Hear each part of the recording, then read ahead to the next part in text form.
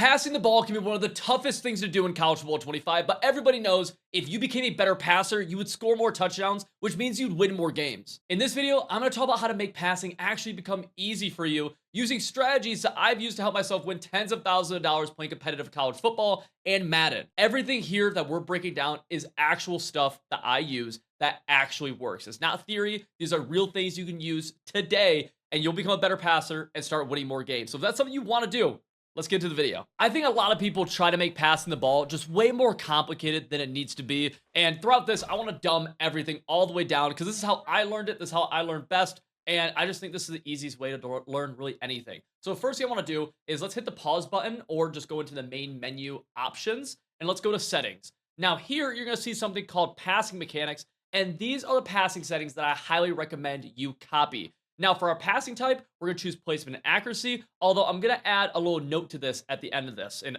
this little segment. Passing slowdowns off, pass speed increase to none, reticle speed to 7, and then user only, user only. I'm not going to break all these down, but just trust me on this. Feel free to screenshot this right here for later.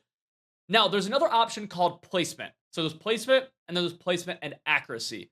If you have a quarterback who has an ability that is related to accuracy, I want you to use placement because that's going to allow that ability to work. If you use placement and accuracy, that ability gets turned off. And let me show you an example. So we're going to go passing type to placement. And the reason I'm going to choose placement right now is because we have Quinn Ewers who has the ability dot. Now, dot is an ability that affects your accuracy. So we are going to use the placement passing type instead of placement accuracy. Because when you use this, accuracy goes totally into your hands, which if we have an ability, we just want the ability to rule anyways, right? So if you got any kind of value from this video so far, consider checking out our entire offensive and defensive schemes, which have full plays for you to start running and be able to start mastering to start winning more games in college football 25. You can join over 2,000 active members on my website, civil.gg. And right now with code CIVIL30, you can get a cool 30% off your first month or year of membership and instantly unlock everything you need to start winning more games. Now, right here, we're using Western Michigan. So tell me, are we going to be on placement or are we going to be on placement and accuracy here? Western Michigan's QB does not have an accuracy ability, which means we're going to be on placement and accuracy. So the next thing I want to talk about is the idea of pass types, like literally the different types of passes you can make. Because if we watch this running back route, right, he's attacking on a corner out of the backfield. If we look at him, he's getting to open space. Do I want to lob this ball, right? Do I want to just tap the icon to lob that ball up? No, I want that ball. It's not the tightest window ever, but I kind of want some zip on that bad boy, right? Because I'm trying to fit it into an area. So what you're going to do here is hold the icon, the receiver icon down, and you're going to try to get some zip on that ball. Now, here's a common misconception. You don't want to hold it down all the way. If you actually look at the replay here, you'll see there's a little meter that we're filling up, and you kind of want to get it into this area because that's going to allow you to get an accurate throw. Let's go again. Boom. We're able to get a pretty decent throw.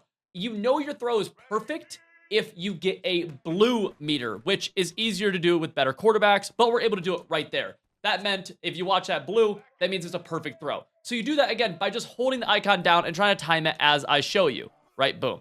So let's look at a situation where I might use a lob pass, which is like right here. I'm trying to get this ball up and over the defensive back, and we're going to be able to drop it in the bread basket, right? And this is a real football throw too that you would make. If you were trying to hit this ball, right, this fade to 17, you wouldn't try bullet passing right here, really. Like this would be, you know what I mean? Like you have a guy right underneath it. It's a low pass trajectory. Just going to get picked off. You want to kind of lob that by just tapping the icon, okay? Now, with that being said, I don't really lob anything else. And that's a little bit different than what you might hear in other areas. Almost everything in this game is going to be a bullet pass, believe it or not. And again, this is all stuff that I have used for years. My friends have used to win money playing this game, playing it at the highest level. So you might be saying, well, Civil, what about like you're trying to fit this ball in over a linebacker or something? You're not going to bullet pass that. You're not going to lob past that either, right? And to that I say, great question, good sir. What I'm going to do there actually is do what's called a high pass. If you hold the left bumper while you're passing, so this would be L1 on PlayStation or just the left bumper on Xbox, you'll actually get what's called a high ball, you'll hear people call it. And these are bullet passes, or you can do a lob pass with it. You can do any kind of pass with it. But typically you'll do it with a bullet pass that's going to get that ball up above people underneath. Okay, that's a really good example of it right there, right? You don't really want to throw a bullet right there because it can be a little bit scary And, let's even move this in route down a little bit, right? Like right here, if I'm trying to throw X, I'm not just going to throw bullet because that's picked off, right? That's like obviously picked. Whereas instead, if I'm trying to get it over top of a defender, what I might do instead is a high pass right here, same ball. Now I'm going to high pass it and put it in a spot where my wide receiver's catching it at the highest point, right? Making sure that it gets over top anybody underneath. Let's see it again right here. This is great for slants, posts, high ball again. Notice we're able to get above that defensive, the defensive linebacker right there, right? Defensive linebacker. I sound like an idiot. I was going to say defensive back, but it just wasn't. So that's a really good example of when you might use that. Another time could be something like this. Let's say, put our flats to 15, and let's say I'm trying to throw a tight end corner route right here, okay? Let's go something like this. We'll see. I'm kind of improvising this right here. So, right, I'm going to throw this tight end corner. It's scary, right? It's scary. That was a bullet pass. Whereas instead, if I were to highball this, that would make sure it gets over top of the guy underneath, right? We go highball, we're able to get over top that guy. Had that been just a normal bullet, it would have gotten picked. And you can't lob this really either, right? Like we lob this, you can't really do that either. So what do we have? We have bullet passes, we have lob passes, which we really don't use a ton, or we have bullet high passes, okay? And that is the bullet and the bullet high passes, you are going to use a ton. High balls will bail you out of bad situations a lot. And risk of a high ball, though, is it could be inaccurate. So something just to keep in mind. So next, let's talk about the idea of pass leading, because this is one of the biggest things that is a reason you're throwing interceptions, getting stopped, and not throwing more touchdowns and winning more games. So first of all, pass leading, let's explain what the idea of pass leading is in a second, but just know you're just going to use the left stick, okay? Think about the left stick as a clock, and you can point the left stick in different directions to kind of lead your pass to go more that direction. So now, picture in your backyard with your buddy. Let's say, you guys are both 14 years old again or something, just playing catch. You're the quarterback, and your buddy is running routes, and he's running what we call a streak or a fly or a 9, it's called. And all that is just going straight, okay? If you were throwing it to your buddy, you would try throwing it to him. Now, this won't be complete, but you would try throwing it to where he's going, right? You wouldn't throw it to where he exactly is. You would throw it to where he's running to, so that way he can catch it in stride. Okay, so that's a basic idea of pass leading. Now, in a football video game, and in real life as well, you're going to add that kind of calculation in with the idea of where is the defense and how do I lead my player, my wide receiver, away from the defense, okay? So if you're ever wondering, Civil, what way do I push the left stick when I'm throwing the ball? The easy rule of thumb is away from the defense. And if your receiver is wide open, well, you don't have to pass lead it at all. You could just hit the button, right, with a bullet pass. So keep that in mind. Now, let's show you what a bad pass lead looks like. I've thrown this pick a few times now, but this is a bad pass lead. Where did I lead that one? I led that down and outside. Why was that a bad pass lead, right? Even let's do it again right here. Let's go all the way outside. Bad pass lead. I called it out of bounds. Why was that a bad pass lead? Right? Because I threw it to where my receiver couldn't catch the ball, or there was a defender right there. Instead, we just want to point this ball to where there's no help. There's no defense, which in this case is up and out. So you go to push the left stick when you hit that icon to throw the ball. So right here, I'm hitting it right, and right there, I actually run a different route combo, so it's no longer open. But I'm pushing that left stick right when I'm hitting the icon to throw the ball, and now I'm beginning my pass lead. Now, we can show this in a few different ways as well.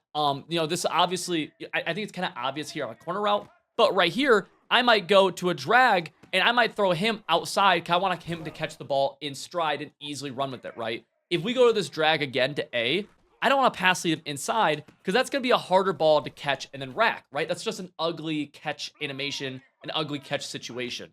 So sometimes we're going to pass lead with the idea of letting our guy get the ball, catch it in stride, right? Imagine you're running a route and you have open grass in front of you. Do you want that ball out in front, or do you want that ball behind you where you're having to turn and, one-handed or something, right? So think about that in that case.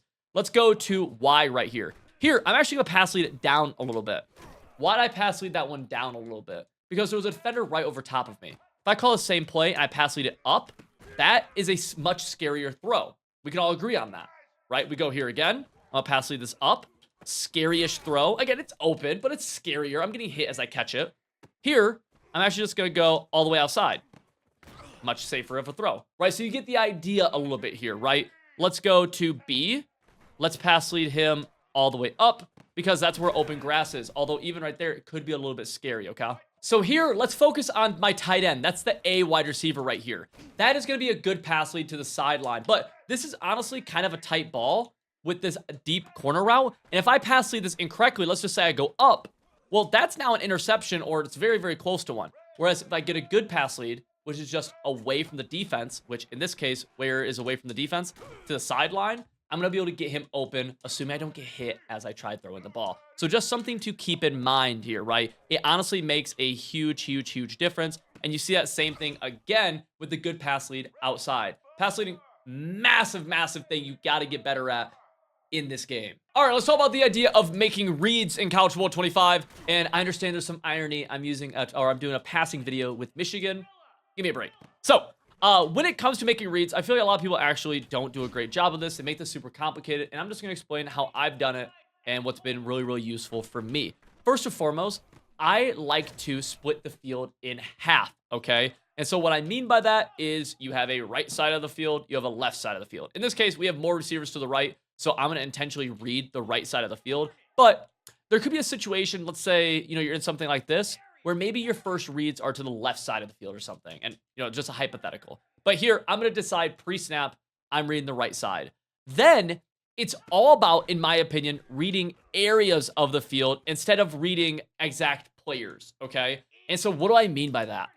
In this case, we have a very basic flood concept going to the right side. We have this corner route attacking the intermediate sideline. Tight end attacks short sideline. Then we also have a streak on this side. With that being said, I'm not going to look so much at, let's say, our tight end, right, number 18. I'm not just going to stare him down and then make the throw. Because the issue that you can run into with that is that if he's covered, it can be hard to work off of him, okay? And one of the big issues that I ran into in the past is when someone's covered, I kind of stare at them still. I don't know maybe if you've done that or not, but like when someone's covered, I'm like, are you still covered? Are you still covered? Instead, what I always do now is I'll look at areas of the field. And I know in this case, my route combo is attacking the intermediate flat and the short flat. So I'm going to check both of those areas. Boom, boom. Oh, short flat's there. I'm able to hit that short flat. Okay, if the short flat wasn't there, I'd work up to the intermediate flat. Now, you can check these much, much faster. In my opinion, these areas, you can check them way faster than you can check individual players and work between them, okay? I always recommend, if the underneath is there, throw the underneath. Now, right there, we don't get anything, so we're just going to throw the ball away or take a sack right there. And that's part of it, too, where if you don't have anything, you don't have to throw it, right? You don't have to throw the ball all the time. As the ball hits me in my ass cheek. Nice. But you don't have to always do that. You can take your time. You can be patient. You can take a sack. You can throw the ball away. Click the right stick in to do that, by the way. And you have that option. Now, the next part of this might be if you have a backside route. So let's say we work to the right. I don't like anything. Well, now my eyes are going to go left, and I'm going to hit this drag over the middle, right? And that's just an example of how that would work, right? I should have hit. I believe the tight end was open, right? And I don't like anything on the right side. Well, I'll work my eyes back inside then. Okay, does that make sense? Because I know I have that area of the field attacked because I know what routes are on the field. Something you might kind of hear me talk about or kind of allude to is the idea that I know the plays that we're calling, which is incredibly important. If you're just freestyling, well, guess what? When you freestyle, it's way harder to know what areas of the field you're attacking because you're less comfortable in it, right? I wonder, I'm genuinely curious, does that make sense or not? Because to me, whenever I freestyle, I'm always kind of lost at where I should be looking. Whereas if I'm calling a play like this that I know, I'm like, there, okay, now I'm working here, bang. So I took off my flannel, and we're starting to get a little frisky in here. And I want to talk about some of my favorite routes in College Football 25. Ones that I just think when you run these, you're going to have a high success rate. The first one I want to start out with is the tight end or the slot drag route. Now, the way you do this is press Y or triangle, select your wide receiver, and then in this case, it's going to open up the hot route menu. We're going to go down on the right stick. That's going to give you the drag route. The tight end drag is really nice for a couple reasons. One, he does a great job of beating man coverage. As you see right there, sometimes it's just weird, right? Even if you watch that back, it was a little bit funky. He's going to get open quick as well, right? So at time, and obviously he's not always open every single time, but he gets into his route very, very well. Whereas if I was to look at a corner route, how long does it take him to actually run his corner? About 2.5 seconds, right? Something like that. It takes some time. Drag, he's running his drag right now, right? So it's very, very, very fast, and we're able to get to it very quickly. To defend this, you essentially need hard flats, or you need really good man coverage players. Right here, we actually just don't have a great tight end, so he doesn't win. The better your tight end here, also the better your drag routes are going to be. Remember, you can throw these quick, like I did right there in that seam. That took half a second. All right, next route I want to talk about. Let's go in. We're in Iowa's playbook right now. We're just going to go to random stuff here. Let's go to the trips halfback week. Okay, beautiful. And I want to talk about the zig route. So wire triangle. We're going to select a slot wide receiver here. And we're going to go to the left on the D-pad. That's going to create a zig. Looks like this. These do a great job of attacking underneath and of beating man coverage. So they can attack underneath of zone coverage and they can beat man coverage. So think about this. Zig, drag. We paired these bad boys together going opposite ways. You don't have to do this, of course, but it's, oh wow, that pass lead was bad by me. But that is a kind of a way that certain route combos can get made is pairing really good things together, right? Now we're going to go drag over here. And you know why they played that so well, by the way? They put hard flats on the field, which is just a good thing for defending underneath drags and underneath zigs. Something to keep in mind. Let's go here. Oh, we're going to have A. We throw A. He beats man coverage pretty well. Bad rack animation, but pretty good yardage. Okay, next route I want to talk about. Let's take our outside wide receiver. This can only be done with wide receivers on the sidelines, basically. And we're going to select him, go out on the D-pad or on the left stick to create a speed out. So we get this little route right here. Now we're going to custom stem him. That's a wire triangle. Select him, which is going to be B. Hold left bumper. And then go up about with the left stick around like 15-ish yards, about right here. Now this does a really good job of attacking a little bit deeper. And it's really good against off-man coverage and deep zone. So you see right there, that's how it's going to look a little bit. Now we got to remember to keep our pass leading going, right? If I pass lead this incorrectly, that could get picked off. That's a very close ball. Whereas if I pass lead this correctly, which in this case would be kind of down and outside, and he's actually just kind of, we're still able to throw it, but a little bit more covered right there. It's going to be a little tougher, or it's going to be more open. Now think about this, drag going underneath it, right? So now we have something attacking the underneath, and we have something attacking a little bit deeper, and I should have thrown the out route, but I was staring at the drag because I'm talking and an idiot. So you're able to see how things can start going together. So what routes have we talked about so far? Talked about the zig, talked about the drag, talked about the deep out route. 3 really easy routes to attack deep down or to attack the field. What else? What's another route that I would really like? Another one, do we have a version of this here? Let's see. So one that I am a fan of that is a little bit tougher to throw, but I do just think this does such a good job against different defenses, is any kind of deep in route. So this will come stock on a lot of plays, and this one definitely isn't like the other ones we were able to throw like over and over and over again. This one definitely isn't quite to like that extreme of like how good it is, but I do find it's very good against man coverage, and it's good for like being paired with other things versus zone. So like something like, you know, putting a drag right next to him, and you're gonna create like a high-low over the middle of the field. Right there, you see X does beat the man coverage. We just get screamed at. So we'll go drag in. And this time we get man coverage.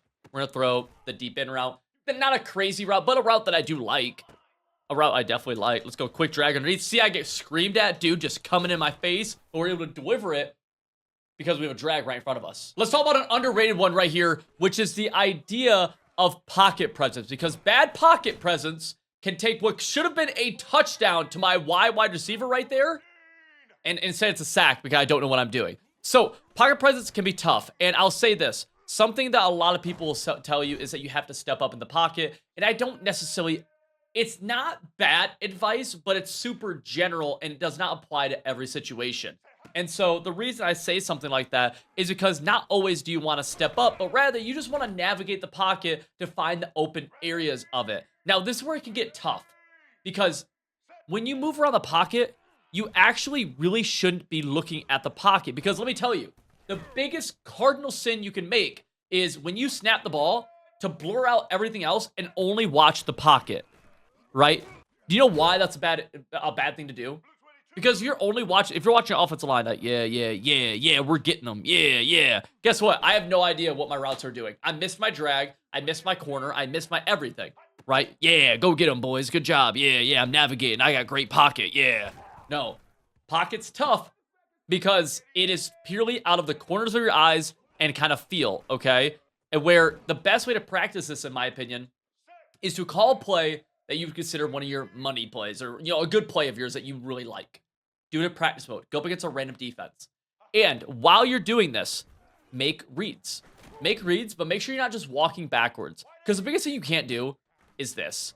right? Because this makes this throw to Y so much farther, and it's just so much less likely to be completed, right? You back up 10 yards, all the throws are way longer, right? And not only are throws longer, but if you get sacked or something, that's a massive loss, right? You get sacked right here, you lose 2 yards, 3 yards, 4 yards, 5 yards. Yeah, you lose 10 yards. Oh, brother, good luck scoring that drive, right? This right here, really bad pocket. Really, really bad. Another thing, you don't want to drift away from your wide receivers. Okay, so everything right here on this play is going to the left. I don't really want to do this unless I know I can get yards running or I'm willing to throw it away.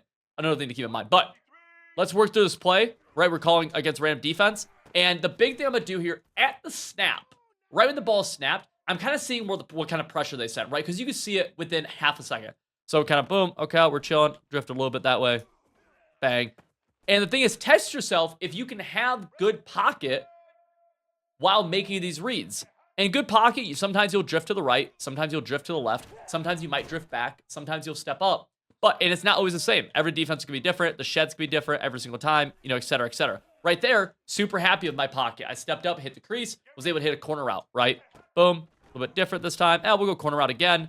That time I got hit, but I think right there I drifted a little bit back into the right, and the pressure came from up and to the left. And that was purely peripherals, right? Bang. And right there, I actually kind of stepped back a little bit too far immediately. Not the end of the world. I could have regained my ground, but something to keep in mind. Quick pressure, right? And out of my peripherals, I was able to see pressure coming off the edge. And peripherals is literally just seeing things out of the corner of your eye. You'll get better and better at that. Sometimes there's nothing you can do. I feel like that right there, that was tough, right? That was a tough one. I got screamed at. Sometimes you just get screamed at. But this seriously can be the difference between touchdowns, between getting stopped, between everything, right? Don't ever let someone tell you, though, you should never walk backwards at all. Because right there, at a dude coming in my face up the A-gap, I had to walk back a little bit to buy myself some time. Oh, I almost had great pocket. I didn't escape, though. Dang it, let's see if we got finish it with one more. Oh, we're getting screamed at. I had to back up right there, didn't I?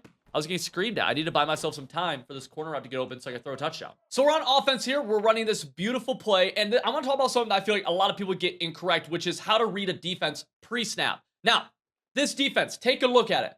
What defensive coverage do you think they're in? Seriously, take a guess. You ready? You have a guess in your mind? Look at the safeties. Read the corners. What coverage are they in right here? Well, let's take a look. They are in cover 0. Huh. Let's do it again. Here we are. What coverage is the defense in? You're reading this pre-snap. You're like Tom Brady, right? You just read the safeties. We're in cover 3 match this time. All right, let's do it again. What coverage is the defense in right here? Let's take a look. This is cover 2. This is actually Tampa 2 right here.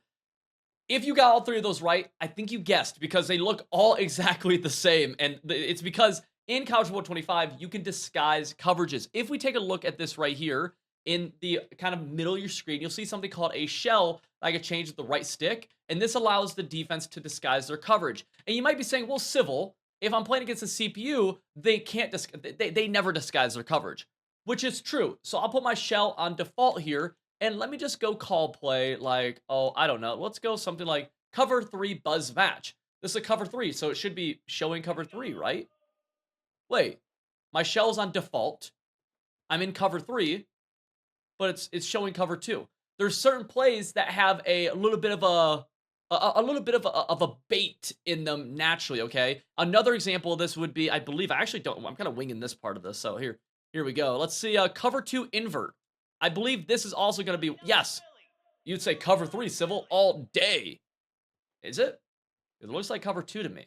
Okay, so you can't just read the defense pre-snap. I actually think it's it's a way to put yourself in bad situations. Now, do you want to look at the defense pre-snap? Absolutely. So what I want to tell you what I do, and then you started to get an idea of this, is let's go here. Let's just call, cover 3 hard flat or something like that. Who cares?